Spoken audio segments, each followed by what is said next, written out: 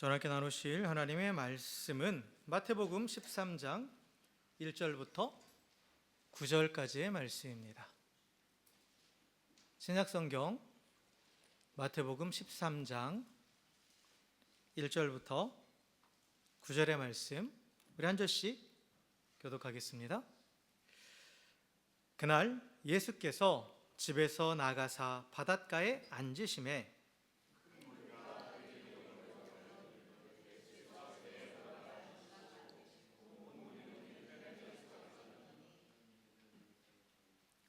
예수께서 비유로 여러 가지를 그들에게 말씀하여 이르시되 씨를 뿌리는 자가 뿌리러 나가서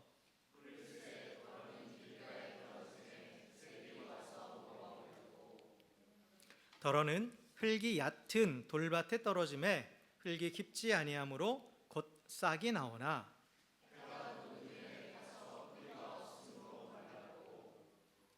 더러는 가시떨기 위에 떨어짐에 가시가 자라서 기운을 막았고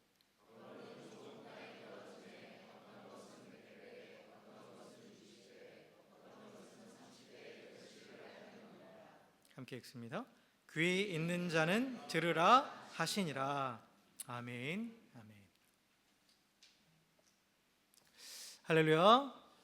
할렐루야. 네, 우리 옆에 계신 분하고 이렇게 상겠습니다. 새해 복 많이 받으세요.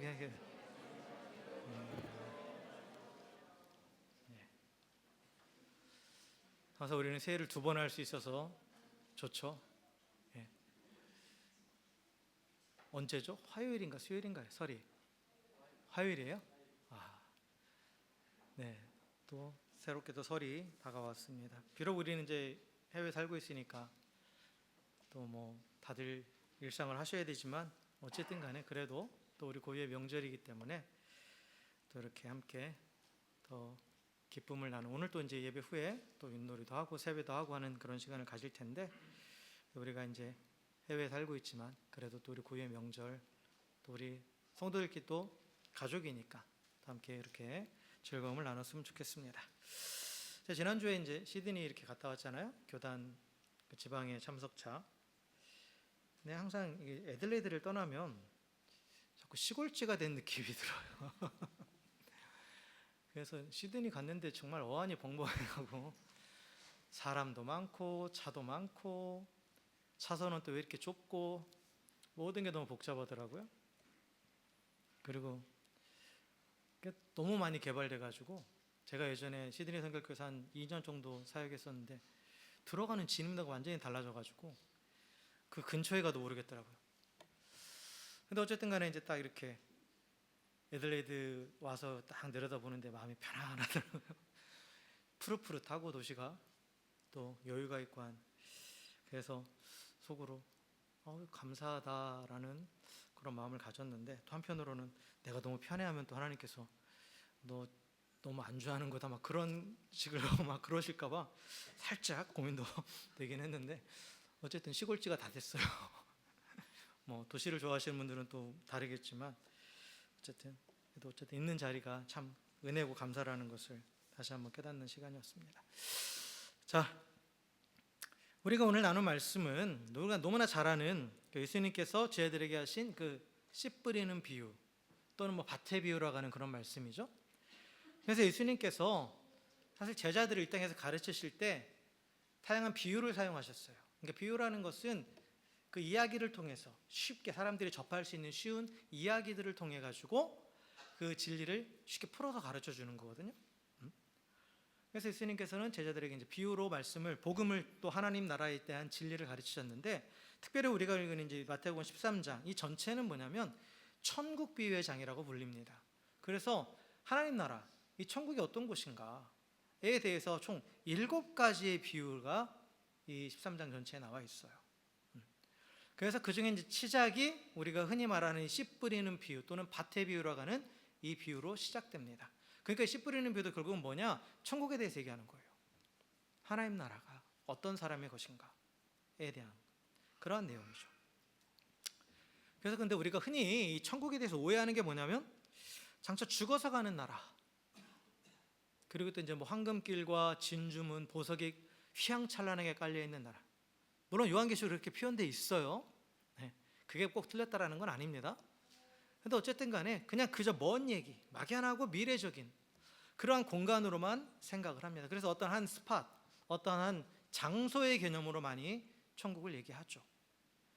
그러나 예수님께서 이 땅에서 오셔서 가르쳐 주신 하나님 나라는, 천국은 이런 어떤 하나의 장소, 하나의 왕국, 이러한 개념이 아닌 통치의 개념이었어요. 통치의 개념. 하나님의 통치권이 임하는 그 자리가 하나님 나라다. 그래서 처음으로 하나님 나라를 선포하신 게 마태복음 12장 28절에서 이렇게 말씀하시거든요. 예수님께서 귀신을 쫓아내시는 권능을 행하세요. 이게 뭐냐면 하나님의 통치가 임했다라는 거예요. 귀신이 그러니까 쫓겨나가는 거잖아요. 그러면서 뭐라고 말씀하셨냐? 하나님 나라가 이미 너희에게 임하였다라고 그렇게 선언하셨습니다. 그리고 또한 누가복음 17장 20절 21절에서는 이 하나님 나라 뭐라고 말씀하셨냐면, 하나님 나라는 볼 수 있게 임하는 것이 아니라 너희 안에 있다라고 이렇게 말씀하셨습니다. 그리고 또 사도 바울도 로마서 14장 17절에 보면 하나님 나라를 뭐라고 표현했냐면, 하나님 나라는 먹는 것과 마시는 것이 아니요 오직 성령 안에 있는 의와 평강과 희락이다라고 이렇게 선포했습니다. 그래서 이 내용들을 좀 종합하면 뭐냐? 하나님 나라, 그 천국은 이미 시작되었다라는 거예요. 뭔 미래적인 일이 아니라는 거예요. 이미 시작되었다라는 거예요. 물론 그 나라의 완성은 아직 완성되지 않았죠. 다가오고 있죠. 그러나 이미 예수님으로 인해서 하나님 나라는 시작됐다라는 겁니다. 그리고 그 나라는 어디에 임했느냐? 우리의 마음에 임했다라는 거예요. 우리의 마음에 임했다라는 겁니다. 그래서 우리의 마음에 임했다라는 게 뭐냐? 우리가 예수 그리스도 안에서 하나님의 자녀로서, 또 하나님의 백성으로서 그 통치 아래 있으면, 하나님의 다스리심 안에 있으면 그게 바로 하나님 나라고, 그 하나님 나라는 뭐가 가득하냐? 의와 평강과 기쁨이 가득한 나라다라는 거죠. 그래서 우리는 이미 시작된 하나님 나라를 살아가고 있는 존재예요. 아직 완성되지 않은 그 하나님 나라를 향해 나아가는 거지, 그 하나님 나라가 저 멀리 있는 일이 아니라는 거죠. 이미 우리는 하나님 나라에 속한 자고 그 나라를 살아가고 있다라는 겁니다. 그래서 오늘 말씀은 뭐냐? 그럼 그 나라가 어떤 방식으로 우리 마음에 임하느냐? 그리고 이 나라가 우리 마음에 임함으로써 우리가 그 정말 하나님 나라를 누리기 위해서 우리 마음이 어떤 상태가 되어야 되느냐를 가르쳐주는 그러한 말씀입니다. 그래서 본문은 보면 거기에 이 하나님 나라가 임하는 비밀을 씨와 땅에다가 두고 있어요. 씨와 땅. 그래서 예수님께서 이 뒤에 이제 말씀을 풀어주시잖아요. 그 풀어주신 내용들을 보면 이 씨는 하나님의 말씀이에요. 그리고 땅은 이 말씀을 받아들이는 마음이죠. 그래서 이 마음에 말씀이, 씨앗이 떨어질 때 그 씨앗이 뿌리 내리고 잘 자라서 마침내 열매를 맺으면 그때 우리 마음이 뭐가 되느냐? 의와 평강과 기쁨이 넘치는 하나님 나라가 된다라는 거예요. 천국이 우리 안에 그렇게 이루어진다라는 거죠. 자, 그렇다면 여기서 씨앗이 자라서 맺는 열매가 무엇일까요? 열매의 개념을 알아야겠죠. 자, 사과씨가 떨어져서 자라서 맺는 열매는 뭡니까? 사과죠. 사과나무에서 배가 열리진 않죠. 그렇죠. 콩 심은데 콩이 나는 거죠. 그러면 말씀이 뿌려졌을 때 맺는 열매는 말씀이죠. 그런데 성경은 그 말씀이 뭐라고 합니까? 말씀이 육신에 대해서 우리 가운데 오신 분이 누구예요? 예수님이에요. 모든 말씀은 예수님을 가리키는 거예요. 그래서 그 말씀의 씨앗이 뿌려져서 그 말씀이 뿌리 내리고 자랐을 때 우리가 맺는 열매는 바로 예수님의 성품입니다. 사도 바울은 갈라디아서에서 그 예수님의 성품을 성령의 열매라고 표현했어요. 성령의 9가지 열매 뭐죠? 사랑과 희락과 화평과 오래 참음과 자비와 양선과 충성과 온유와 절제의 열매. 이게 다 성품이에요. 성품입니다. 이게 바로 예수님의 성품이에요. 예수님이 이 땅에서 보여주신 그 성품들, 그 성품이 성품이 우리 가운데 나타나는 것, 그게 바로 열매고, 그리고 그러한 열매가 맺혀질 때 우리 마음이 완전한 하나님 나라가 된다는 거예요. 우리가 예수님처럼 된다는 건 결국 예수님처럼 하나님과 완전히 하나 되는 존재가 된 거잖아요. 그러니까 당연히 그 마음에 하나님 나라가 임하는 거죠. 그래서 그 의와 기쁨과 평강을 누리게 된다라는 겁니다. 자, 그런데 여기서 씨와 땅 중에서 더 중요한 게 뭐냐라고 했을 때 우리가 주목해야 될 게 뭐냐면, 씨라는 건 하나님의 말씀이라고 했어요. 근데 농부가 지금 씨를 뿌리잖아요. 근데 씨는 종류가 없어요. 그렇죠? 그냥 씨예요. 좋고 나쁜 씨가 없어요. 무조건 씨앗입니다. 이건 무엇을 의미하냐면 하나님 말씀 자체는 좋고 나쁨이 없다라는 거예요. 말씀 자체에 생명력이 있어요. 씨앗이 생명력을 가지고 있잖아요. 그렇죠? 그런데 말씀도 똑같이 생명력이 있기 때문에 심겨지기만 하면 무조건 자라고 열매 맺을 준비가 되어 있는 거예요. 그런데 이 씨앗이 자라지 못하고 열매 맺지 못하는 건 뭐의 문제겠어요? 그러면 땅의 문제죠. 땅의 문제입니다. 말씀이 열매를 맺지 못하는 것은 말씀의 문제가 아니라는 거예요. 말씀의 능력이 부족해서가 아니라는 거예요. 말씀을 받는 그 마음 자체에 문제가 있기 때문에 말씀이 열매로 나타나지 않는, 즉 말씀이 우리 삶을 변화시키는 그러한 능력으로 나타나지 않는다라는 거죠. 그럼 말씀의 능력은 우리가 어떤 슈퍼파워를 가지고 큰 이적을 행하는 게 아니에요. 그 말씀, 예수님을 우리가 닮아가는 것이 말씀의 능력입니다. 그런데 이 능력이 나타나지 않는 것은 결국은 마음의 문제라는 거예요. 그래서 오늘 예수님께서는 이 우리의 마음의 상태를 4가지로 얘기하십니다. 그래서 길가, 돌밭, 가시떨기, 그리고 좋은 땅, 이렇게 4가지를 말씀하시죠. 우리가 추구해야 되는 마음은 뭐예요? 좋은 땅이죠. 좋은 땅이에요. 그래서 우리가 이제 각각의 마음을 살펴보면서 이게 어떠한 상태인지, 그거에 비춰서 그럼 나는 어떤 상태인지, 내 마음은 어떤 상태인지를 한번 우리가 체크해 보기 원하고, 그래서 결국은 우리가 추구하는 것은 좋은 땅에 되어서 이 말씀의 씨앗이 열매를 맺는 것인데, 그럼 어떻게 우리 마음을 좋은 땅으로 잘 가꾸고 그걸 유지할 수 있는가, 그런 부분들 한번 살펴보도록 하겠습니다. 먼저 말씀드리는 건 길가, 돌밭, 가시떨기, 좋은 땅은 특정 부류의 사람을 가리키는 게 아니에요. 아닙니다. 이건 한 사람 마음 안에서 얼마든지 일어날 수 있는 상태들이에요. 어떨 때는 길가처럼 될 수도 있고, 어떨 때는 돌밭처럼 될 수도 있고, 어떤 경우는 가시덤불로 가득 차 있을 수도 있어요. 그리고 또 좋은 땅일 수도 있어요. 그걸 우리가 먼저 염두에 둬야 돼요. 나는 좋은 밭이야, 나는 길가야, 나는 무조건 그렇게 스스로를 규정하라는 게 아니라 이러한 상태가 있으면 좋은 밭으로 바꿔가라는 거예요. 자, 그래서 우리가 먼저 봐야 될 건 길가입니다. 4절에 보면 이 길가의 특징을 보면 씨가 길가에 떨어짐에 새들이 와서 먹어버렸다라고 그렇게 말하고 있죠. 그래서 여기서 이 길이라는 것은 이게 뭐냐면, 사람들이 이렇게 밭이 있으면 원래 밭 안에 길을 내진 않아요. 그런데 그 사이를 막 사람들이 막 다니다 보면, 하나 둘씩 사람들이 다니다가 보면, 많은 사람들이 다니다 보면 그게 어떻게 돼요? 땅이 단단하게 굳어지죠. 밟혀서 단단하게 다져져요. 그러한 것을 말하는 겁니다. 이 길은 누가 씨앗을 도로 위에다 뿌리겠어요? 그게 아니에요. 밭에다 뿌리는데, 그런데 그 안에서도 사람들이 막 다니는 그러한 통로가 있단 말이죠. 그래서 사람들이 막 다녀가지고 단단하게 다져져 있기 때문에 문제는 뭐냐면 이게 딱딱하니까 씨앗이 그 안에 뿌려져도 들어가질 못하는 거예요. 심겨지지 않는 거예요. 근데 예수님께서 이 비유를 해석하실 때 19절에 보면 이 길가와 같은 마음을 뭐라고 말씀하셨냐면 깨닫지 못하는 마음이라고 하셨어요. 깨닫지 못하는 마음. 그런데 여기서 이 헬라어 깨닫다라는 이 헬라어가 가지고 있는 원어의 의미는 뭐냐면 서로 연결해서 그 의미를 파악한다, 그런 뜻이에요. 이게 뭐냐면 어떤 식으로 해석하시면 되냐면 이 말씀을 나와 연결짓는 거예요. 나와 연결지어서 그 말씀에 대한 내용을 내 삶과 연결해서 파악하는 것이 바로 깨닫는 거예요. 그러니까 그런 지적인 능력이 뛰어나고 부족하고의 문제가 아니에요. 깨닫지 못한다라는 것은 이 말씀과 나를 연결짓지 않는다라는 거예요.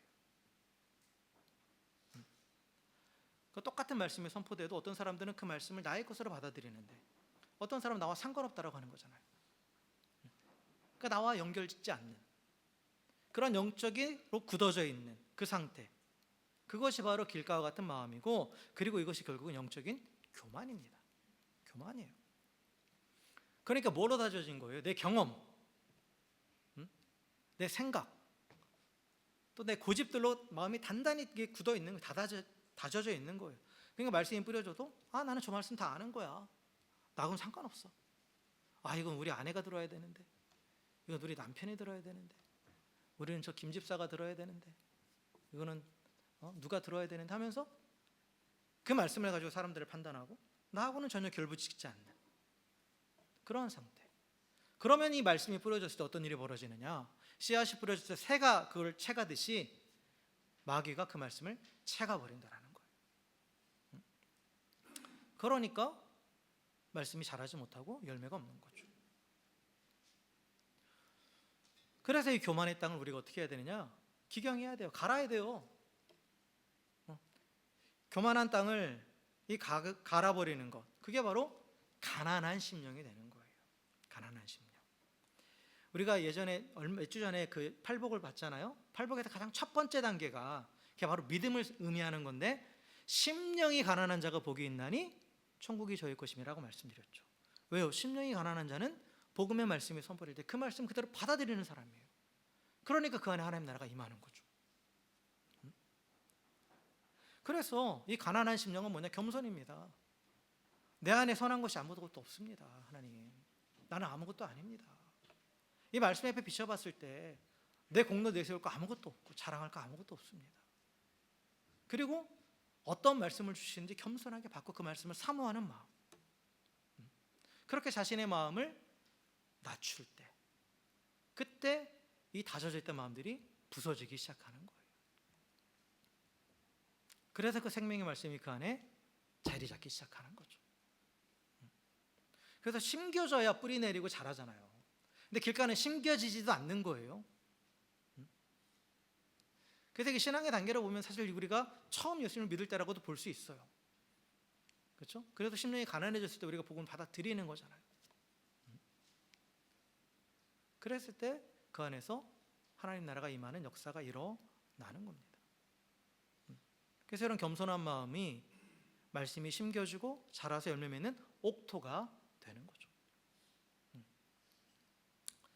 자, 그리고 나서 예수님께서 두 번째 말씀하신 마음은 돌밭이죠. 돌밭. 이 돌밭은 뭐라고 말씀하고 있냐면 흙이 얕다라고 되어 있어요. 그래서 흙이 얕은 돌밭에 떨어지면 곧 싹이 나오지만 해가 돋은 후에는 뿌리가 없으므로 말라버린다라고 말씀하고 있습니다. 그래서 이것도 원어적인 의미를 보면 우리가 돌밭하면 그냥 밭에 이렇게 돌이 막 섞여 있는 그런 밭을 생각하잖아요. 근데 저도 이번에 이렇게 말씀을 준비하면서 다시 원어를 확인해 보니까 그런 의미가 아니라 이게 어떤 의미냐면 이 집안이 그냥 안반인 거예요. 석회로 딱딱하게 된 안반. 그리고 그 위에 흙이 덮여 있는 거예요. 그러니까 겉보기에는 좋은 땅이에요. 겉으로 보기에는. 그런데 얇은 흙 바로 밑에 뭐가 있냐? 단단한 돌덩이들이 꽉 차 있다라는 거죠. 실제로 이 팔레스타인 지역이 대부분 땅들이 이런 땅이라고 그래요. 그래서 이게 또 이 안반이 있고 흙이 있으면 그에 씨를 뿌리잖아요. 그러면 이 안반이 지혈을 받아가지고 오히려 싹은 더 잘 난대요. 싹은 더 금방 난답니다. 그런데 문제는 뭐냐? 어떻게 돼요? 뿌리를 내리지 못하잖아요. 안반을 뚫지를 못해요. 저 그림처럼 그냥 겉으로만 이렇게 뿌리가 나고 내려가지를 못하니까, 그러니까 햇빛이 비치고 하면 어떻게 돼요? 그냥 말라버리는 거예요. 말라버리는 겁니다. 그러니까 잠깐 자라는 거예요. 일시적인 거예요. 일시적인 거. 그런 상태를 가리키는 겁니다. 그래서 이 돌밭은 우리가 신앙의 모습을 볼 때는 뭐라고 표현할 수 있냐면 이 감정적인 신앙이라고 볼 수 있어요. 감정적인 신앙. 그러니까 말씀을 들을 때는, 예수님의 해석에 의하면 말씀을 들을 때는 기쁨으로 잠깐 반응해요. 은혜로 받아들여요. 그런데 문제는 뭐냐? 그 안에는 여전히 깨지지 않은 안반이 버티고 있어요. 그러니까 이 말씀이 뿌리는 내리지 못하고 그 기쁨이 지속되지 못하는 거예요. 그러다가 외부적인 문제들이 닥치면, 그 문제들이 닥치면 금방 시들어 버리는 거죠. 그렇다면 우리 안에 이 단단한 안반, 뿌리 내리지 못하게 방해하고 있는 안반, 이 돌들의 정체가 뭐냐라고 했을 때 해결되지 않은 죄의 문제, 즉 정욕과 탐심입니다. 사실 이 길가와 같은 사람들이 처음에 복음을 받아들였을 때 우리가 연약함에도 불구하고 하나님 우리 그대로 받아주시죠. 그런데 문제는 내 안에 죄의 습관이 있단 말이에요. 그리고 여전히 육신의 정욕이 남아 있어요. 그런 부분들이 있습니다. 그래서 여전히 내가 주인이 되고자 하는 욕망이 있고, 또 세상의 성공을 향한 그런 탐심이 여전히 그 달덩이가 자리 잡고 있으니까, 그런데 흙은 덮여 있으니까 남들에겐 보이지 않아요. 자신도 잘 못 봐요. 그런데 말씀이 뿌리를 내리지 못하는 거예요. 너무 단단한 그 돌덩이가 있으니까. 그래서 이 돌을 캐내야 되거든요. 이걸 캐내야 돼요. 그러지 않으면 이 씨를 뿌릴 수가 없죠. 이 돌을 캐내는 작업이 바로 연단입니다. 연단. 그래서 돌밭은 이렇게 말할 수 있어요. 돌이 있는데 그걸 그대로 내버려 두는 거예요. 내 안에 안반이 있는데 그냥 내버려 두고 그냥 아주 샬로우한 신앙, 그냥 즉각 감정적으로만 반응하고 뭔가 눈에 보이는 것에만, 그래서 은혜는 충만한 것처럼 보이는데 실상 그 삶에 순종의 열매는 없는 거예요. 그래서 내가 원하는 것들이 또 이루어지지 않으면 즉각적으로 시험에 빠지고 넘어지고 또 주님을 떠나게 되는 거죠.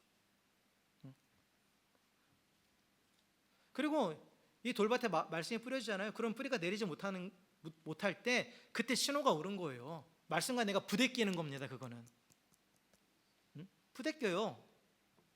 그런데 그 부대낌이 있을 때 그냥 그것을 포기하는 거예요. 그러니까 듣기는 좋아하는데 뭐가 없어요? 행함은 없어요.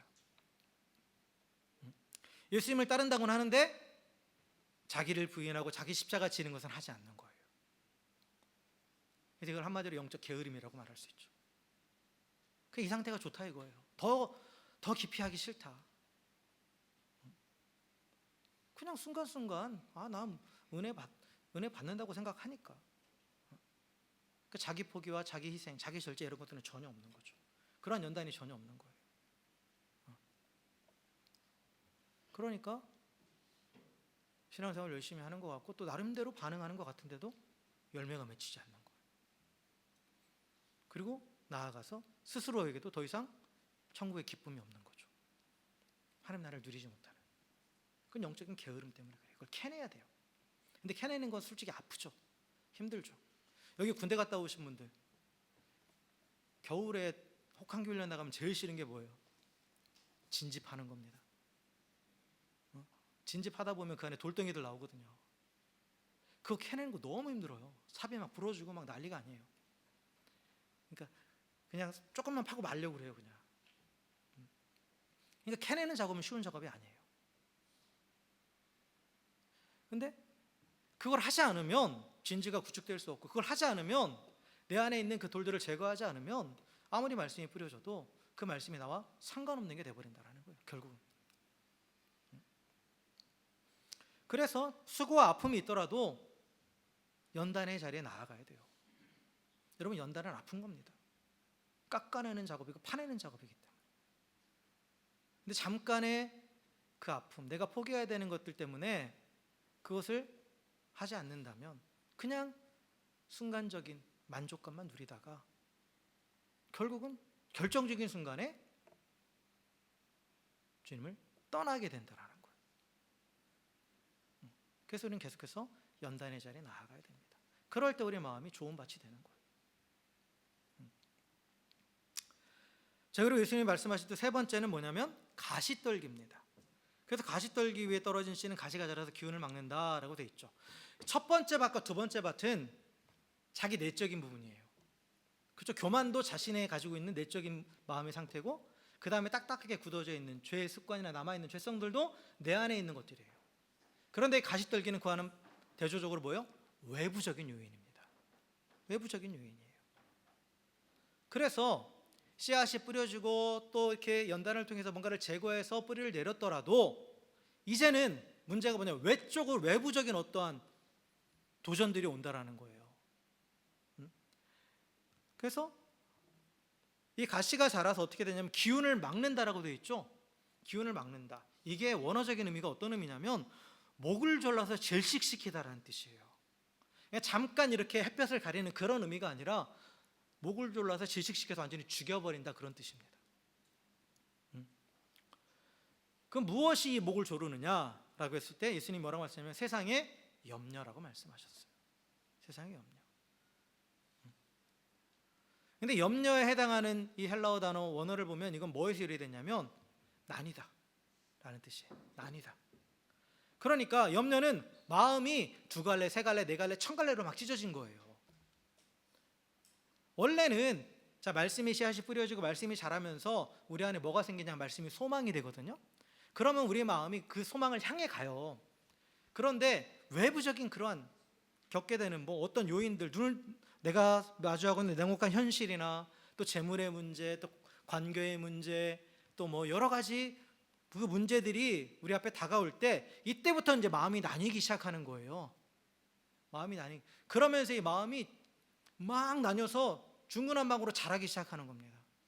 그러니까 이리저리 얽히고 설키는 거예요. 가시덤불처럼. 그래서 처음에 말씀을 소망으로 삼은 거예요. 이 지금 가시밭과 같은 마음은 믿는 자예요. 믿는 자입니다. 말씀을 들은 자예요. 심은 자예요. 그리고 뿌리도 내렸어요. 그리고 소망을 삼아서 그걸 향해 나아가요. 그런데 외부적인 문제가 올 때 그것에 대해서 염려함으로 인해서 이제 마음이 하나가 아니라 2개, 3개, 4개 막 갈라져서 막 휘덮어 버리는 거예요. 그래서 그 소망을 가려버리는 거죠. 소망이 없어진 것도 아니고 말씀의 씨앗도 여전히 있는데 무성하게 자란 염려라는 가시가 이 하늘을 가려버려서 그 우리의 소망의 근원이신 생명의 빛이신 하나님을 보지 못하게 만드는 겁니다. 그래서 이 소망이 염려에 가려져 버리면, 왜 식물이 가려지면은 빛을 받지 못하면 결국은 힘을 잃어버리고 더 이상 자라지 못하고 죽잖아요. 마찬가지예요. 소망이 염려에 가려져 버리면 우리도 점점 힘을 잃고 결국은 열매를 맺지 못하게 되는 겁니다. 천국을 누리지 못하고 더 나아가 세상을 택하게 되는 그런 일들이 벌어지는 거예요. 그래서 이 가시떨기를 어떻게 해야 돼요? 제거해야 되는 거예요. 제거해야 됩니다. 이 가시떨기를 제거하고 다시 소망의 빛으로 향해 나아가는 것이 뭐냐? 기도입니다. 기도. 그래서 빌립보서 4장에서 그 사도 바울이 이렇게 말씀했잖아요. 아무것도 염려하지 말고 오직 모든 일에 기도와 간구로 너희 구할 것을 감사함으로 하나님께 아뢰라. 그러면 모든 지각에 뛰어난 하나님의 평강이 너희 마음과 생각을 지키시리라 라고 말씀하고 있죠. 그렇죠? 기도할 때 염려가 걷어진다라는 거예요. 그러니까 기도라는 것은 이 여러 곳에 분산되어 있던 마음, 그 시선을 하나로 모아서 다시 하나님을 바라보는 거예요. 그래서 기도로 하나님을 신뢰할 때 이때 염려의 가시들이 하나 둘씩 거쳐지기 시작합니다. 그리고 뭐가 임하느냐? 하나님의 평강이 임하는 거예요. 가시덤불이 덮여있으면 불안하잖아요. 불안하니까 또 염려하고, 또 염려하니까 또 불안하고, 이게 악순환이 되는 거예요. 근데 그걸 딱 멈추고, 그래서 염려라는 것은 결국은 수만 가지 생각들을 갖고 있어서 오히려 그 자리에서 계속 맴도는 거예요. 생각이 많아지면 앞으로 나가지 못하잖아요. 그 자리에 계속 맴도는 거예요. 그런데 그걸 딱 멈추는 거예요. 멈추고 모든 생각을 멈추고 하나님께로 시선을 집중하는 것. 그게 기도입니다. 그럴 때 얽히고 설켜 있던 그 가시들이 하나 둘씩 제거되면서, 그러면서 모든 불안함을 주님의 평강으로 덮어주시는 거예요. 모든 지각에 뛰어나다라는 건 뭐냐면 우리의 상황과 환경, 내 생각까지도 다 초월하는, 내가 봤을 때는 절대로 이때 이렇게 평안할 수 없는데, 그런데 그것을 뛰어넘는 하나님의 평강이 임한다라는 거예요. 그래서 기도할 때 이 염려의 가시가 제거되고 또한 마음의 평강이 임함으로 우리가 소망 중에 계속해서 다시 그 소망을 향해서 나아감으로, 그래서 결국은 열매를 맺게 되는 거죠. 그래서 의와 평강과 기쁨의 하나님 나라, 천국을 누리게 된다라는 겁니다. 그래서 사실 이 땅들이 결국은 뭘 향해서 가야 되는 거예요? 마지막으로 좋은 땅이죠. 좋은 땅, 좋은 땅입니다. 단단하게 굳어져 있던 땅이 좋은 땅이 돼야 되는 것이고, 그리고 돌밭 같은 땅이 좋은 땅이 돼야 되는 것이고, 가시덤불 같은 땅이 좋은 땅이 돼야 돼요. 근데 이 좋은 땅이 어떤 땅이냐? 말씀을 듣고 깨닫는 자고 인내로 결실하는 자라고 성경은 말하죠. 근데 이게 좋은 땅에서 이 좋다라는 표현이 있잖아요. 이 헬라 칼로스인데 이것은 단순히 뭔가 기능적으로 좋다라는 그런 의미가 아니라 아름답고 고귀하다라는 뜻이에요. 아름답고 고귀한 상태. 그러한 마음입니다. 그런데 이 좋은 땅은 저절로 되는 게 아니라는 거예요. 누구는 태어나면서부터 좋은 땅, 누구는 태어나면서부터 길, 누구는 태어나면서 돌, 이거 아니에요. 이거 아닙니다. 어떻게 우리는 모두 처음에는 다 길 같은 마음이에요. 복음을 듣기 전에 많이 거부하잖아요. 말씀을 듣기 전에 거부하잖아요. 그런데 그런 마음이 이제 과정들을 거쳐가면서 때로는 돌박 같기도 하고 때로는 가시덤불 같기도 하지만 그러나 그 과정을 다 거쳐가면서 결국은 뭐가 되느냐? 좋은 땅이 되는 거예요. 그래서 이 좋은 땅이 되기 위해서 어떻게 해야 되느냐? 길 같은 마음, 단단한 마음에 교만을 갈아엎어서 겸손한 마음으로 겸손한 자가 되어야 되는 것이고, 그리고 또한 이 돌밭, 내 안에 박혀있는 돌과 같은 이 정욕과 탐심을 연단을 통해서 하나 둘씩 제거해 나아가야 돼요. 그리고 또 가시떨기 같은 염려들이 휘감을 때 어떻게 해야 돼요? 기도로 그것들을 걷어내야 됩니다. 그럴 때 말씀이 우리 안에 뿌리 내리고 또 말씀이 소망에 대해서 잘 자라가서 그래서 결국은 열매로 나타나는 거죠. 이 좋은 땅, 그래서 말씀이 열매로 나타나는 아주 고귀하고 아름다운 땅이에요. 그래서 이러한 마음이 되면 겸손하기 때문에 말씀이 잘 심겨지는 겁니다. 어떤 말씀을 들어도 아멘으로 받아들이는 거예요. 나에게 주시는 말씀.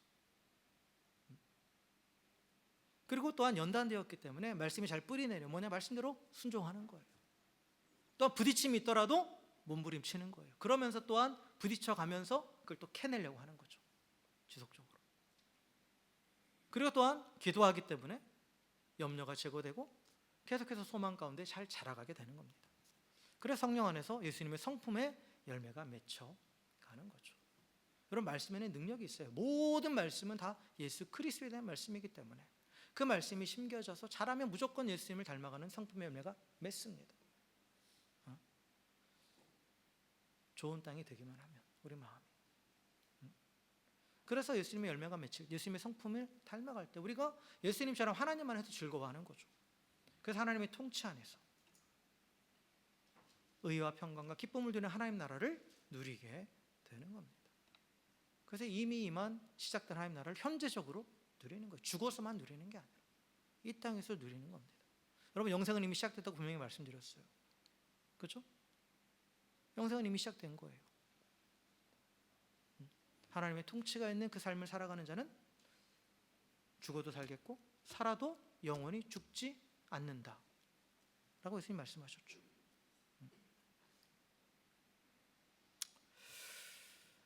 자, 말씀을 정리하겠습니다. 예수님은 이 천국의 비밀을 아는 것이 우리에게 너희에게 허락되었다라고 말씀하십니다. 그 제자들에게 이 천국의 비밀을 다 알려주신 거예요. 그러니까 더 이상 천국은 우리에게 있어서는 베일에 감싸인 신비스러운 게 아니에요. 물론 그 자체는 너무나 또 신비스럽고 또 우리가 다 알 수 없는 그런 의미에서 신비스러운 거지 가려져 있는 게 아니라는 거예요. 이미 다 드러내 보이셨어요. 예수님께서 다 보여주셨어요. 그래서 저 멀리 있는 것이 아니라 말씀이 심겨진 우리 안에 이미 시작되었다라는 거예요. 이미 시작되었다라는 겁니다. 그래서 이미 시작된 그 하나님의 나라, 그래서 그 하나님 나라 의와 평강과 기쁨을 온전히 누리기 위해서 우리는 항상 우리 마음을 점검해야 돼요. 지금 나의 마음이 어떤 상태인가? 혹시 나는 교만함으로 마음이 굳어있는 길가와 같은 상태가 아닌가? 그렇다면 겸손하게 가난한 심령이 되도록 하나님 앞에 무릎 꿇어야 되죠. 그리고 말씀을 듣고 나름 감정적으로 감동은 받는데 삶의 변화가 없다. 그렇다면 내 안에 아직도 안방과 같이 정욕과 탐심이라는 것들이 박혀 있구나. 그걸 찾아내서 캐내야 됩니다. 그리고 연단의 자리에 나아가야 돼요. 그리고 또한 믿고 소망 가운데 가는데 자꾸 염려가 나를 삼키려고 한다. 그럴 때 어떻게 해야 됩니까? 하나님께 시선을 집중하는 기도의 자리로 나아가야 됩니다. 그래서 항상 겸손한 마음, 겸손하고 또한 연단의 자리에 나아가고 기도할 때 우리 마음이 계속해서 좋은 밭으로 유지가 되는 거예요. 한 번 좋은 밭 됐다고 땡 아닙니다. 언제 단단하게 굳어질지 몰라요. 또 언제 내가 모르던 그런 또 정욕과 탐심이 발견될 수도 있어요. 그리고 또 다른 염려가 우리 마음을 휘덮을 수도 있어요. 그러니까 우리는 항상 깨어서 우리 마음을 점검하고 그래서 겸손과 연단과 기도로 마음을 계속 갈아야 돼요. 그럴 때 말씀의 씨앗이 잘 뿌리 내리고 자라서 열매를 맺게 됩니다. 그래서 그 좋은 땅이 되도록 또 계속해서 우리가 깨어 있어야 되고, 그걸 또 유지해야 되는 거예요. 유지해야 되는 겁니다. 그래서 이 시금석은 뭐냐면, 내 마음의 상태를 확인할 수 있는 가장 좋은 방법은 뭐냐면, 말씀에 대해서 내가 보이는 태도를 보시면 돼요. 말씀이 선포될 때 난 어떻게 반응하는가. 나와 상관없는 말씀이 하고 튕겨내고 있다면 지금 길가 같은 마음인 거고, 말씀을 들었는데 즐겁긴 한데 그냥 순종하는 건 그건 좀 여기까지만 하고 있다면 여전히 내 안은 지금 돌이 지금 자리 잡고 있는 거고, 말씀대로 하는데도 살아가는데도 계속해서 뭔가 염려 가운데 갈등하고 있다면, 그러면 지금 가시덤불이 덮여 있는 거예요. 그래서 그런 것들로 우리 마음 상태를 점검하고 마음을 계속 갈아야 됩니다. 기경해야 됩니다. 그래서 겸손과 연단과 기도로 마음을 기경해서 열매 맺는 좋은 땅으로 만들어야 되는 거죠.